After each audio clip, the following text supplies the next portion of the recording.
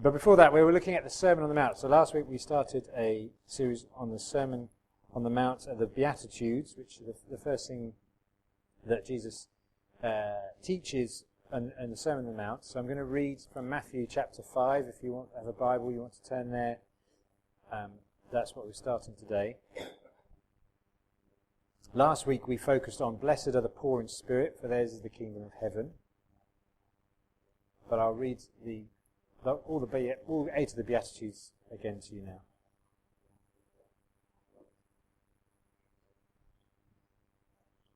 Yeah, Matthew chapter 5.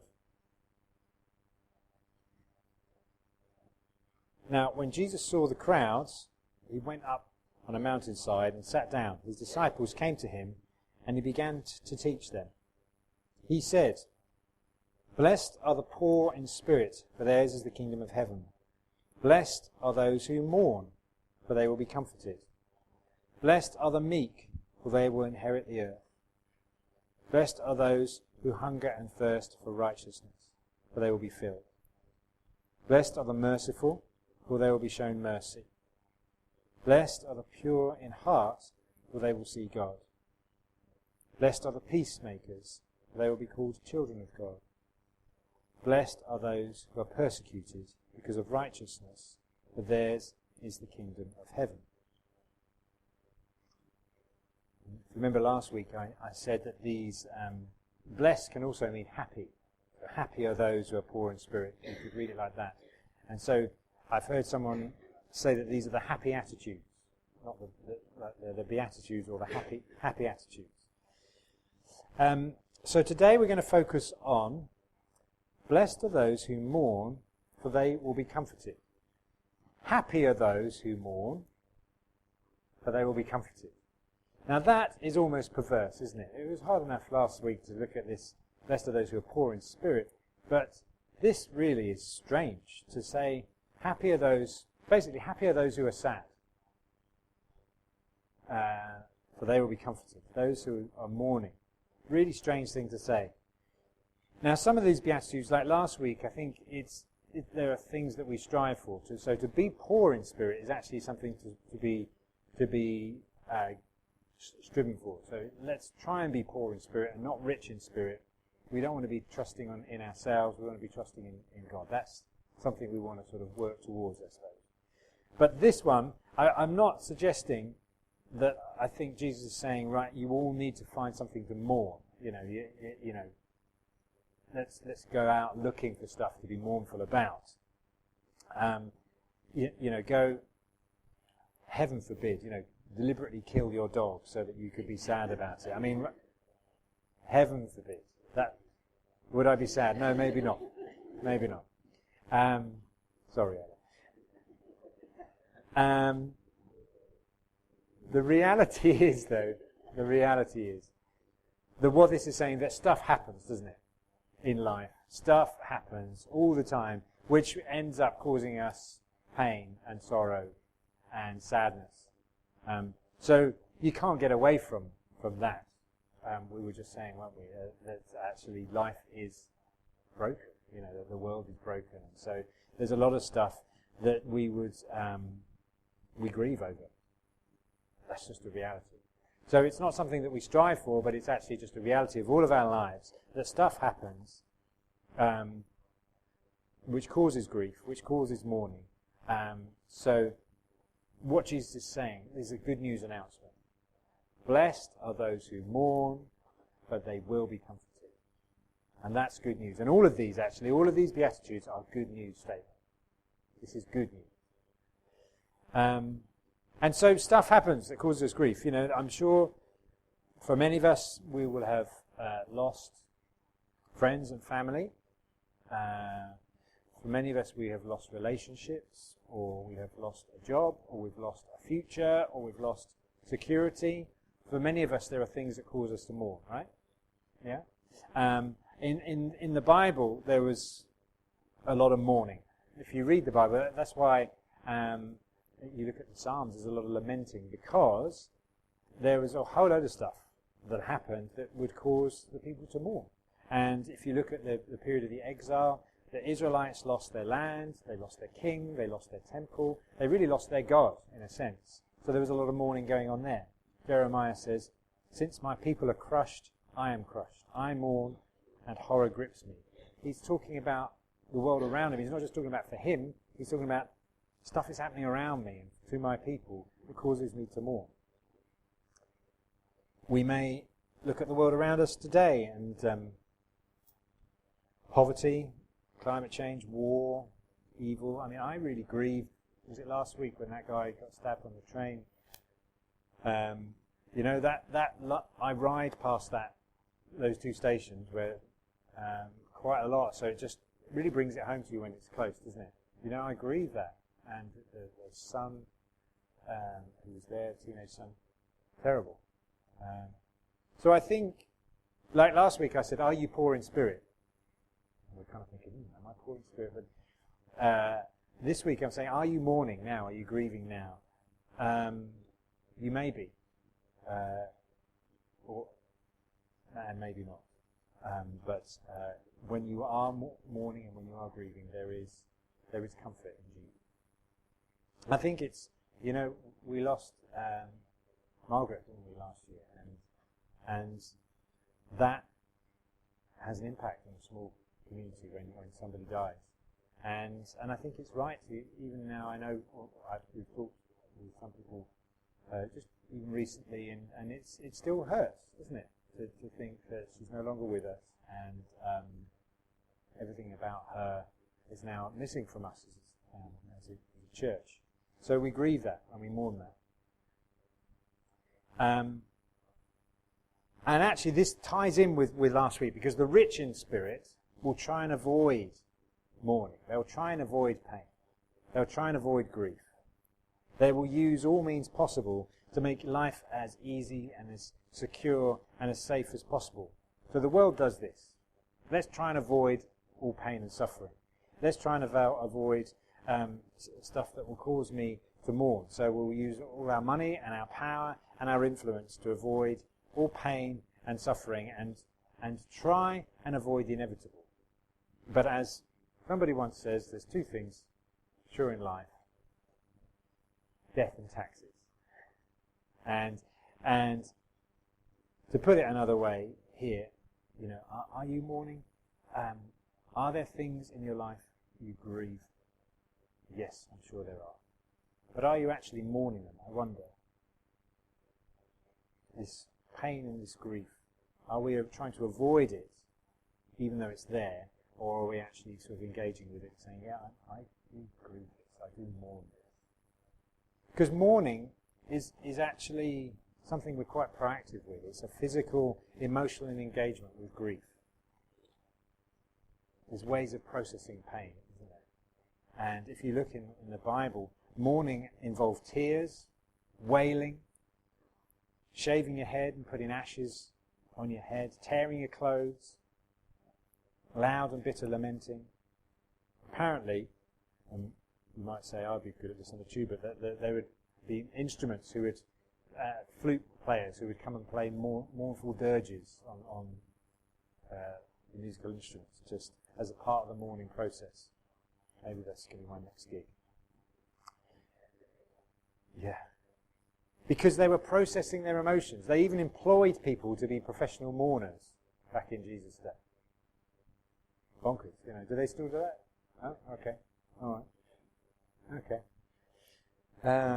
And I wonder whether sometimes in our world we just try and think, I'm just going to just try and ignore it, and try and move on for it, and not engage. And so I think mourning is something we need to engage in the process. Now, I've had a funny week. I'm learning about myself. I think since I've come back from sabbatical, I've been a lot more, what's the word?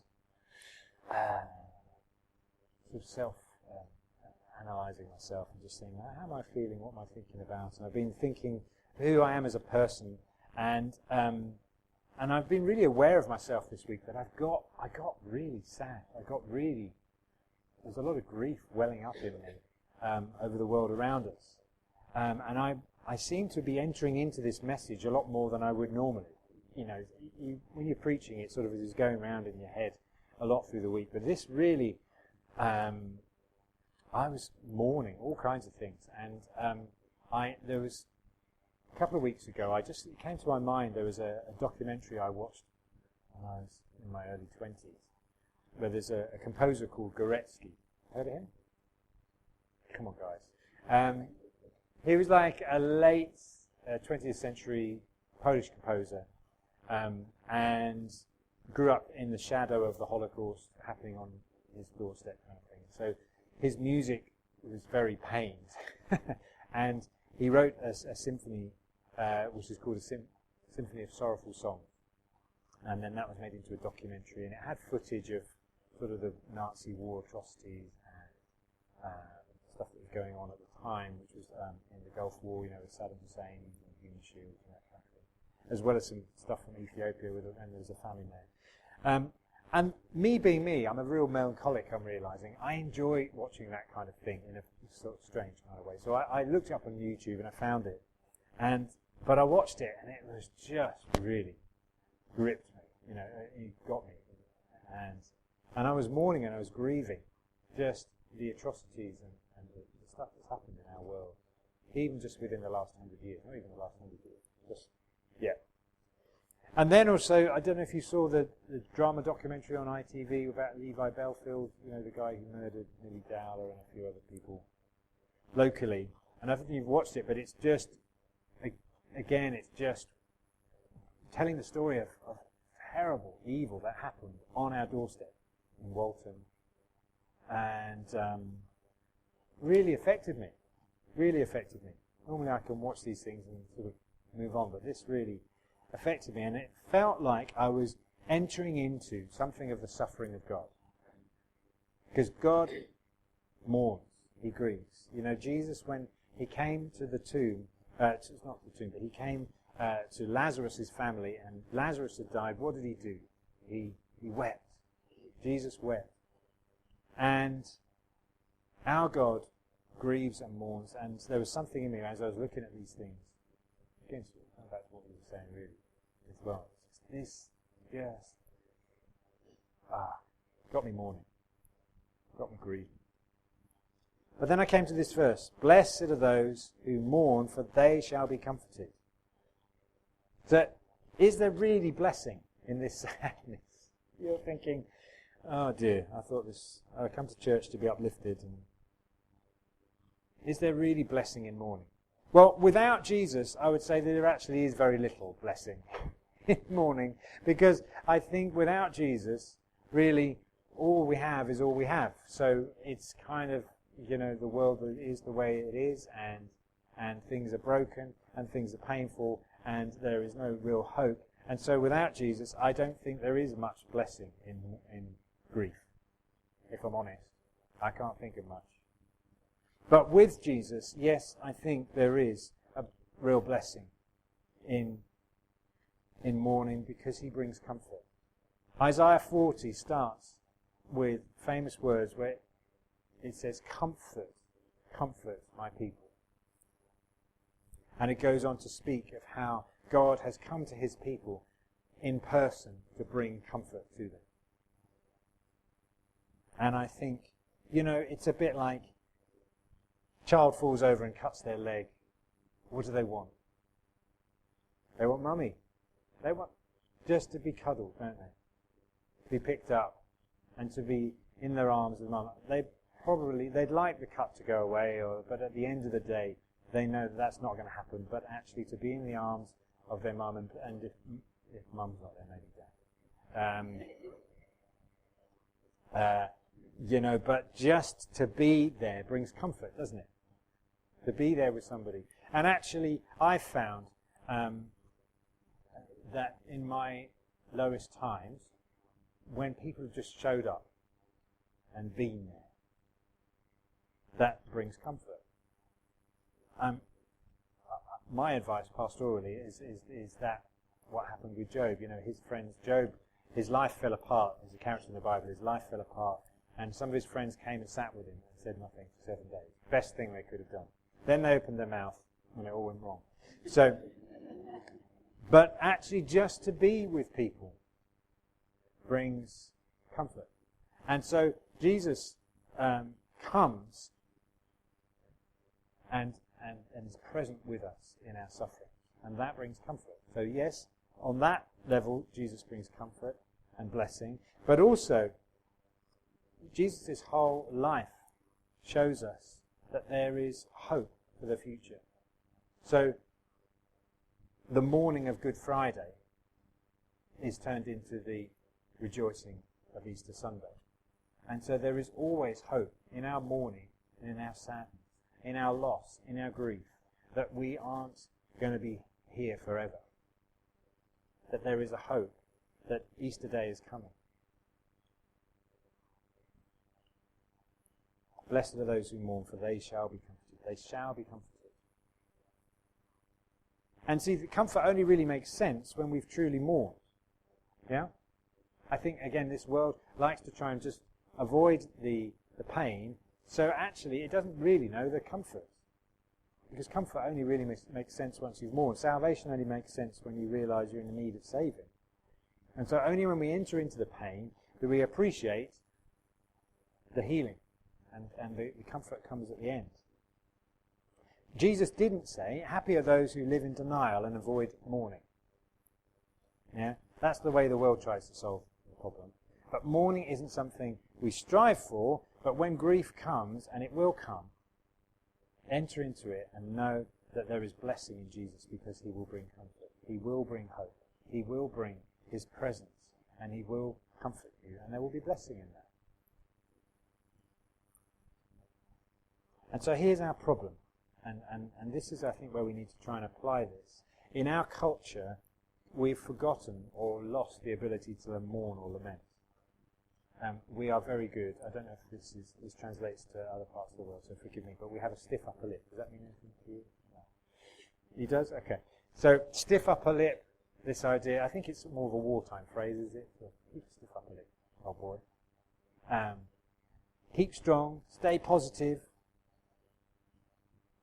And in all of that, we're actually saying, no, I'm going to kind of try and ignore the fact that this painful thing is happening to me. And I'm going to deny it's there almost. And I'm going to try and move on. And in reality, I think what that does is it just brings all kinds of problems in the world around us. I think there's many people with dysfunctional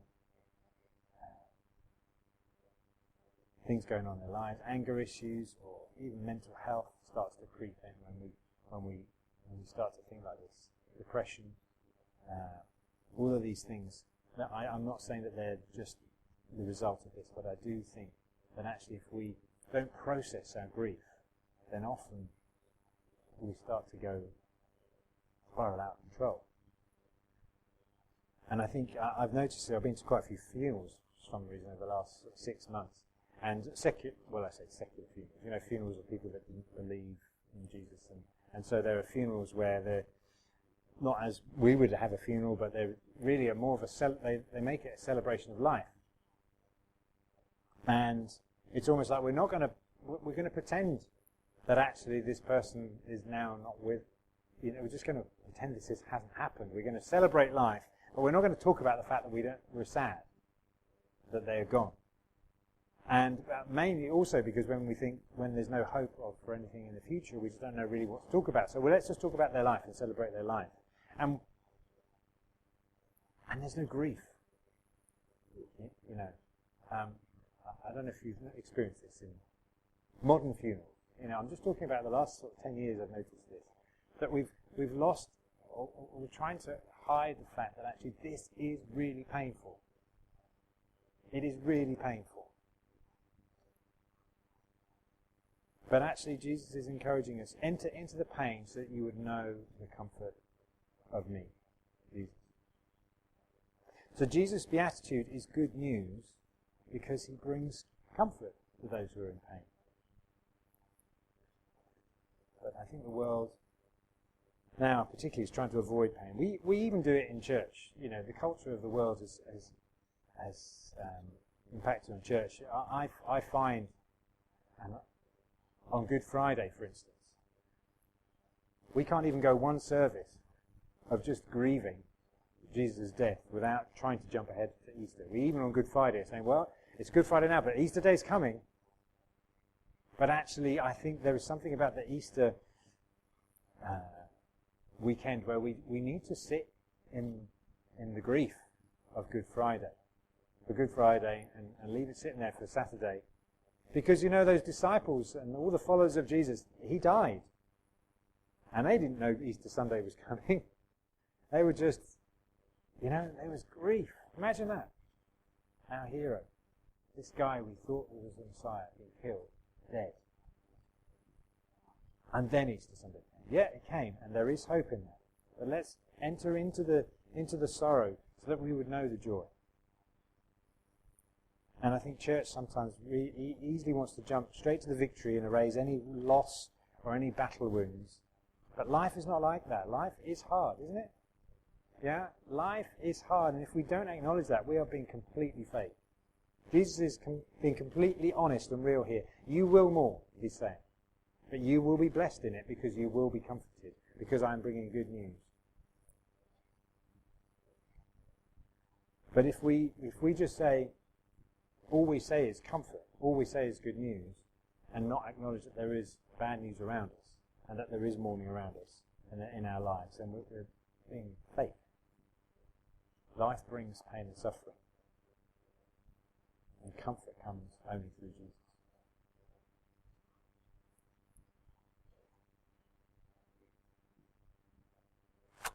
We're all very quiet this morning. Let me just finish. I'm going to finish with a story from Tom Wright, one of my favourite theologians. He's a retired bishop, and he was a chaplain at a college in Oxford for a while. And let me read you a story from him. Tom Wright says, during my first year here, so he's talking at this college in Oxford, our much-loved head porter, Ray Smith, died quite suddenly and quite young. His daughter was my scout on staircase 3. I don't know what that is, but she was obviously like a prefect or something like that. I was preparing to take the funeral, and she told me she wouldn't come to it. Why on earth not? I said. Of course you must come. Well, she said, I know I'll just cry and cry. That's precisely why you must come, I said. That's what a funeral is for, and don't let anyone tell you different. Grief is the shadow side of love. Not to grieve implies that you haven't loved, and if you have, then not to grieve is to live a lie. But truth will out sooner or later, and sooner is better. She came, she grieved, and she was comforted.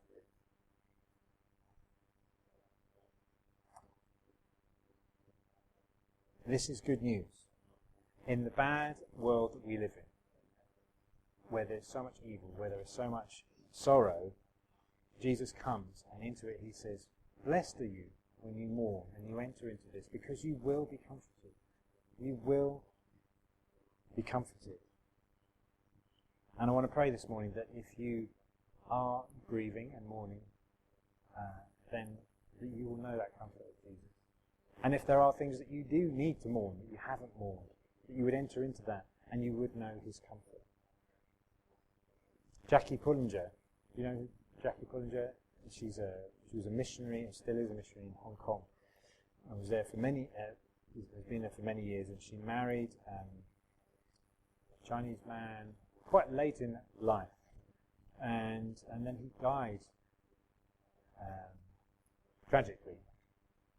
And she said, we were there with her a few years ago when we were in Hong Kong and listened to her, and she said, I decided to grieve for 6 months and then move on. And I think there is something in that because I don't think mourning is something we live in continually. That's good news as well. But in Jesus we can say, I'm going to do this, I'm going to enter into this, and I'm going to know his comfort, and then I'm going to live again. And I think that was healthy, for her. I mean, I don't know. She's a very kind of person. I don't know whether I can say it's going to be 6 months and then that's the end of it. But I think there's part of it that there's a good message in that, because it's like, I know that if I take time to grieve, if I take time to mourn, I will know the comfort of Jesus, and I will be able to live beyond. Blessed are those who mourn, for they will be comforted. Can I pray? Not an easy one, this one.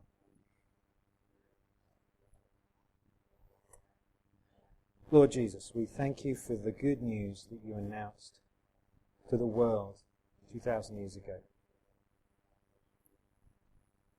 I thank you, Jesus, that you do not skate around or skirt around the realities of the world we live in. There is so much pain, there is so much suffering in our world. And forgive us, Lord, where we've just been in denial of that and tried to avoid it. But I thank you that there is good news to us, that when we mourn and grieve these things in the world around us, in our own lives, losses that we have encountered and been a part of, that you bring comfort, and in that bring blessing. We want to know your comfort, we want to know your blessing.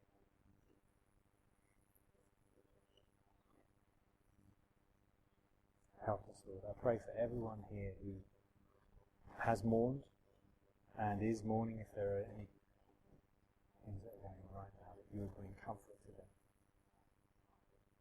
Your promise of comfort would be ministered to us. Let there be your presence in the lives of those here today that will bring comfort. And I pray that there will be that great hope of Easter is coming.